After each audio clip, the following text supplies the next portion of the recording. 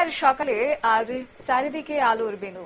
আর এই দেবীপক্ষের সূচনা লগ্নে রাজধানী আগরতলা সহ রাজ্যের রাস্তাঘাটগুলিতে কিন্তু আজ উপচে পড়া ভিড় লক্ষ্য করা গেছে। একই সঙ্গে ধর্মীয় রীতিনীতি মেনে আজ চলেছে পিতৃতর্পণ।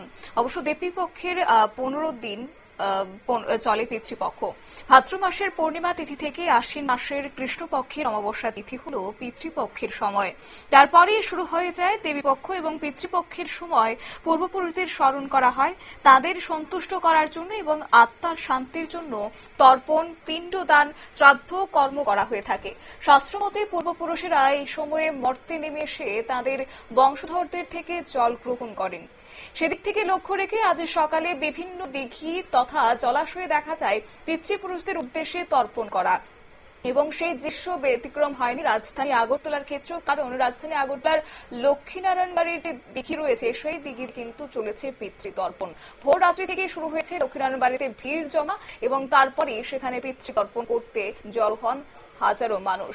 আজকের এই বিষয় নিয়ে কি বললেন লক্ষ্মীনারায়ণ বাড়ি মন্দিরের পুরোহিত, শুনুন। মহালয়ার পূর্ণ প্রভাতে আজকের এই রবিবারে 21শে সেপ্টেম্বর এখানে লক্ষ্মীনারায়ণ মন্দিরে তিল তর্পণ করা হয়েছে। তিল তর্পণ আর শুরু হয় মূলত ভাদ্র মাসের প্রতিপতি থেকে চলে এই মহালয়ার অমাবস্যা পর্যন্ত। এই 15 দিন ব্যাপী এটাকে বলা হয় পিতৃপক্ষ, প্রাতপক্ষ বা অপরপক্ষ।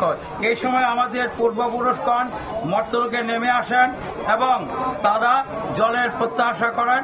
মহাভারতের যুদ্ধের পর কর্ণের স্বর্গে যখন গিয়েছিলেন তখন তাকে খাদ্য হিসাবে সোনার রূপা দেওয়া হয়েছিল। তখন তিনি বললেন, আমি তো অনেক দান করেছি, তবে আমাকে কেন সোনার রূপা দেওয়া হবে? তখন বললেন, না, তুমি কেন পূর্বপুরুষের উদ্দেশ্যে জল বা ভূজ্য দান করো নাই। তখন মর্তলোকে আবার ইন্দ্রকে পণ্ডকে পাঠালেন এবং তিনি দানা।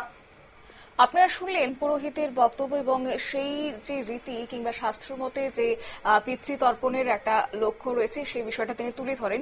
এবং পুরাণ অনুযায়ী অবশ্য বলতে হয় যে পরিবারের সদস্যদের সঙ্গে দেখা করতে আসেন পিতৃপক্ষের সময় পূর্বপুরুষরা পৃথিবীতে, আর এই সময় তাদের পরিবারের সদস্যদের কাছ থেকে পিণ্ড ও জল গ্রহণ করার ইচ্ছে পোষণ করে সন্তানের পাশে থাকেন। আর এই পক্ষে অন্ন ও জল দিলে পূর্বপুরুষেরা শক্তি পান, যার ভিত্তিতে তিনি পুরোকে যাত্রা করতে পারেন এবং পরিবারের সদস্যদের কল্যাণ করেন। সেই নিরিখে আজ রাজধানী আগরতলাতেও সেই চিত্র ধরা পড়েছে। নিয়েছি ছোট্ট একটি বিজ্ঞাপন বিরতি, সঙ্গে থাকুন।